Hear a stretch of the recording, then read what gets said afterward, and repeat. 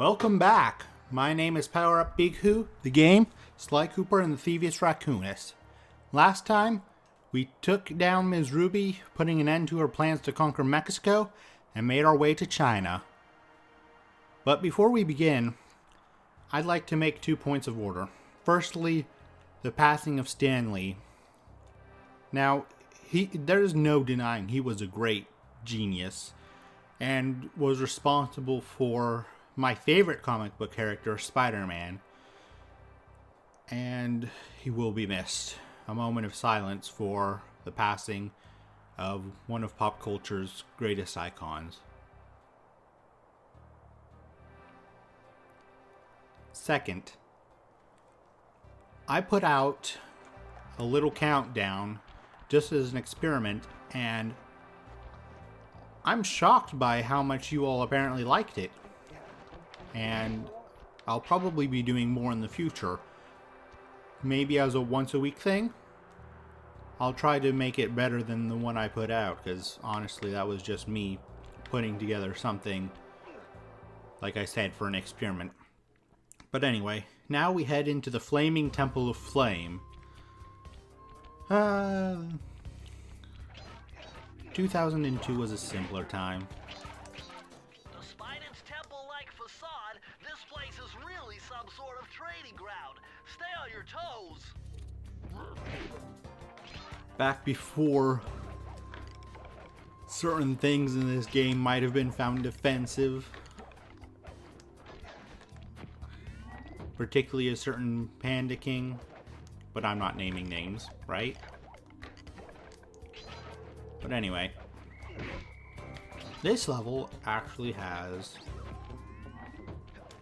a little bit of a story as far as my family is concerned. Remembering to pick up these 2 bottles because I always seem to forget them. But yeah, that little story comes later down the level. But for now, I'm trying to make sure that I don't get spotted by the guards. Also, that cheetah up there, I think it's a cheetah, snow leopard, whatever she is, probably one of my most favorite enemies in the game. I don't know why, but I really like her.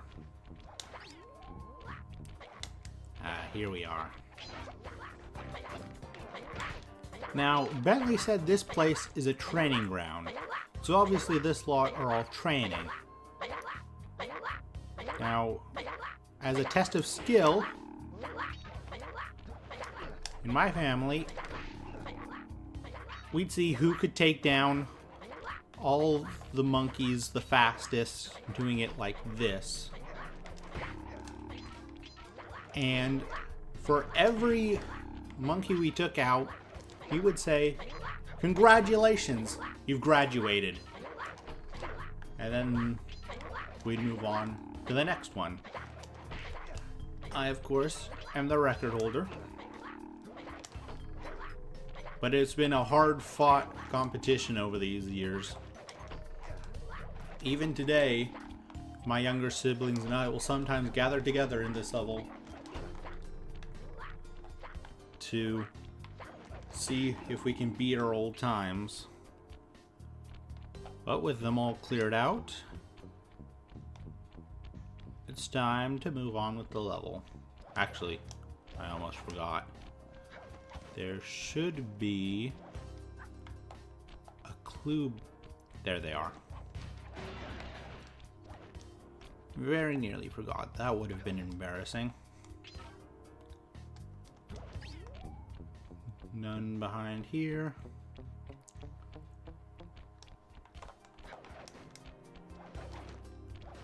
I'm resolved to make a new start. A start where I do not forget half the bottles in a level because of my cursed goldfish memory. Let's see. I do believe...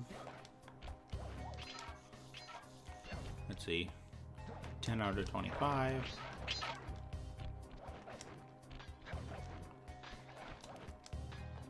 That one plagued me as a child.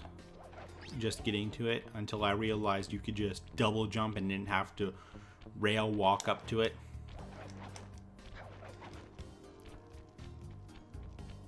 But anyway, this whole China level is something that is probably my favorite out of all the Fiendish 5 ones, just because the snowy mountains are so beautiful. And let's see. Crap.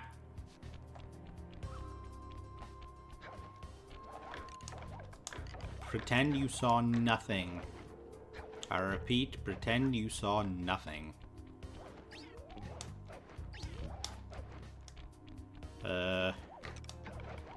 I meant to do that. Other gibberish that...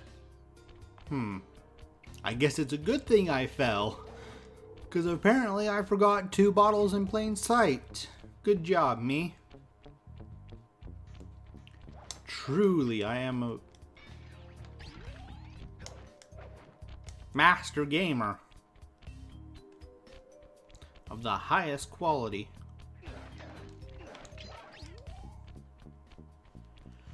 Let's sigh.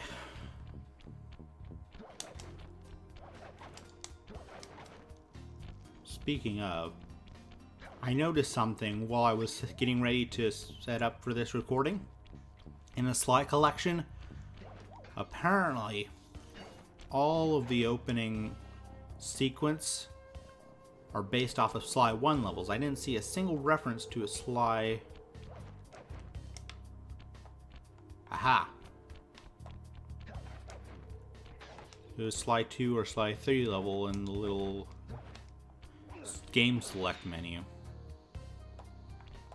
Actually, let me think. I think I've gotten them all.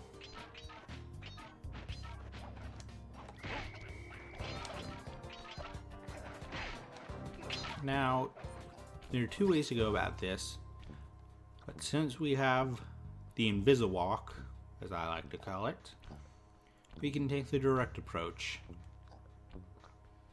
I think that's close enough. Let's see, 25.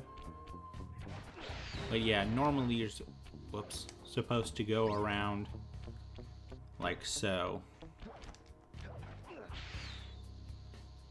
And it's probably faster, all things considered.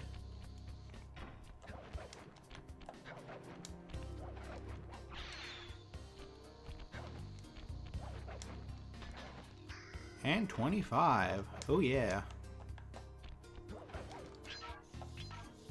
Actually, I remember this level distinctly because recently I watched a video of VG Myths. I don't know if any of you have watched that, but it's about not collecting any coins. Is it possible to beat Sly Cooper without collecting coins? And is the game bugged? Oh, there it is. Press the circle to enter the vault code. Lucky for you, I'm versed in chaos theory. Otherwise, this code would have been unsolvable. Input 932.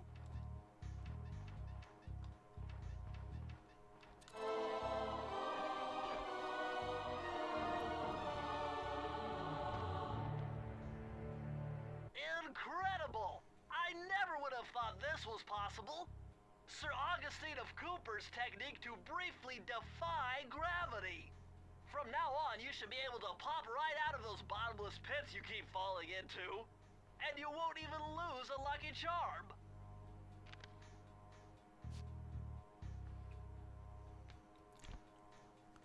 I just love how the game assumes you've been falling into every bottomless pit you see. I mean, it's only happened a couple of times, I swear. Would have been useful earlier in the level when I was making a fool of myself, though.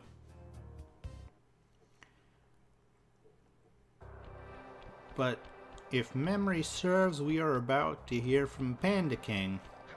Attention.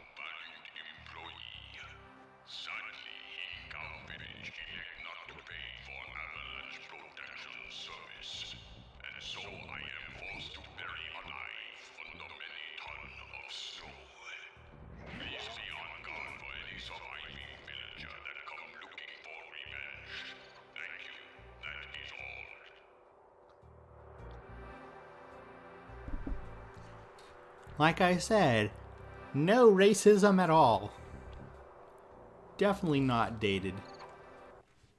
And now we come to the Unseen Foe. A level that as a kid I had trouble even getting into. It took me a couple of minutes to realize you could just jump in the windows. But yeah, this is the level where we make use. This looks like a good place to try out your new invisibility move. Hold down the circle button to drop out of sight. While invisible, nothing can see you. Not lasers, not searchlights, not guards. Oh, and if the guards already see you, then the invisibility trick won't work on them. Of the invisibility trick, thank you, Bentley. I forgot that was so lengthy. But as Bentley says, you can get through just about anything with the invisibility trick. And get pushed back by the lasers because you're a dope.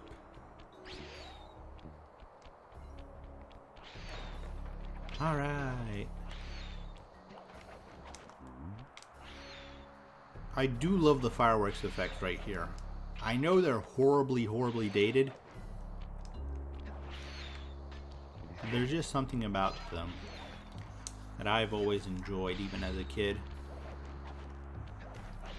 Now I just hope I don't get scorched.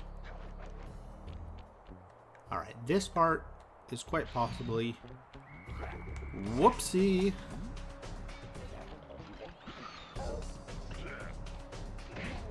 It's a good thing he wastes time with that victory animation instead of making sure I'm dead.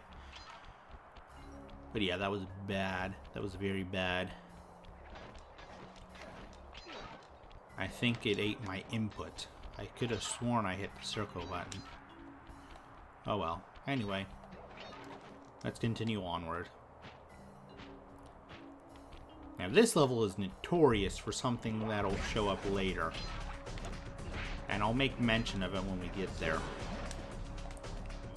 Whoops. I don't have the horseshoe, so I can't take the hit.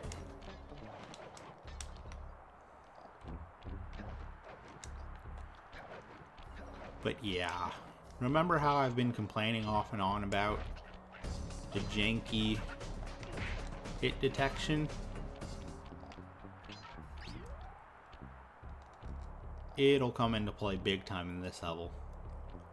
And if it happens, I can lose a lot of time. Not that I'm speedrunning or anything. But I can only yammer mindlessly for so long before I start to drone. Did you know E equals MC squared? Now then. Fun fact. Apparently the grid pattern is randomized, so even if we were like to stand here and stare at it for hours, no clear pattern would emerge. So we just got to think on our feet. Whoops. Alright, here we are. Whatever you do, do not try and jump out past the ledge, because see that rail slide wire down there? Sometimes the game will auto-target that instead of the hooks when you hit the circle button. So whatever you do, stay indoors when you're grabbing the hook. Don't try and go too fast or you might end up very upset. It's happened to me more times than I care to remember. But with 29 out of 30 bottles acquired, and I know where the last one is. For once, my goldfish memory isn't foiling me.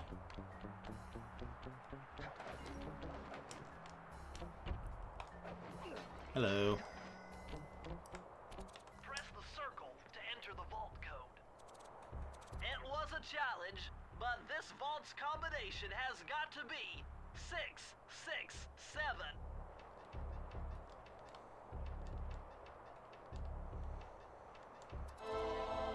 Even a broken clock is right thrice a day. You found the blueprints for the Panda King's lair. I'll upload the data straight into your binocucom.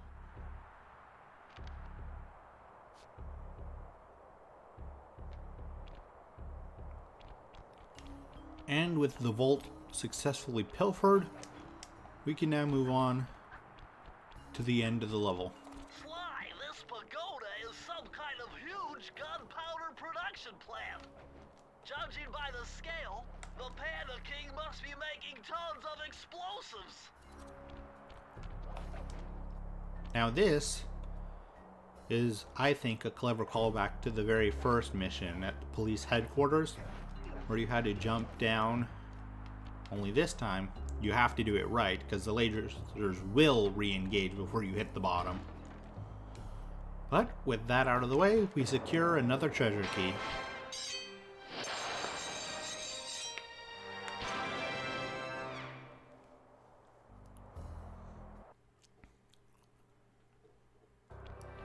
And now we head into the last level for this episode,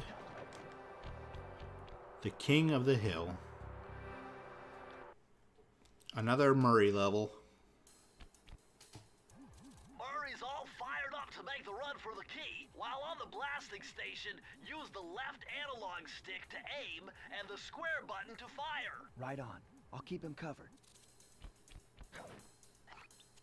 Now this Murray level is a little bit more tricky than the one in the Mesa City, for reasons that will come at the very end of the level.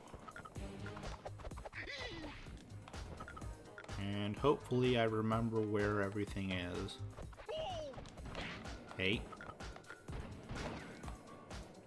And yeah, you have to shoot the fireworks to help Murray continue, which is nice. I like... Whoops, forgot about him. Bullseye. Hey, stay away from my large pink friend. I don't know jujitsu, but I have a rocket launcher, and I scarcely know how to use it. So beware, villains. Nice shot. For I am not Batman.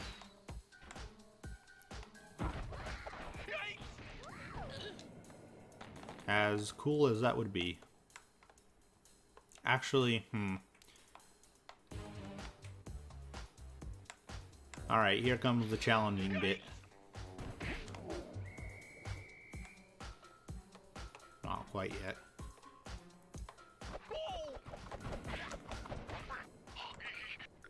If you could be any superhero, who would you be? That's your question of the day.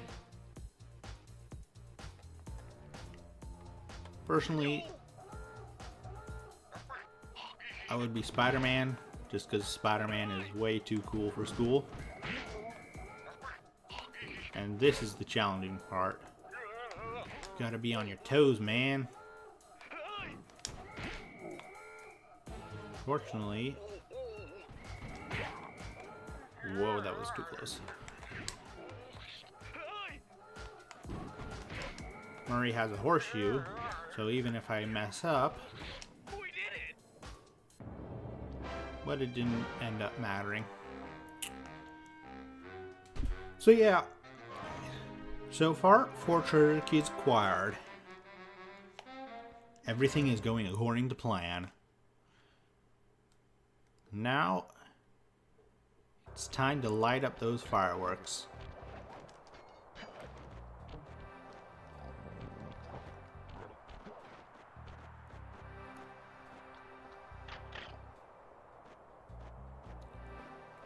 Now, something that I've always wondered, how is it Sly's cane generates the spark to light up those fireworks?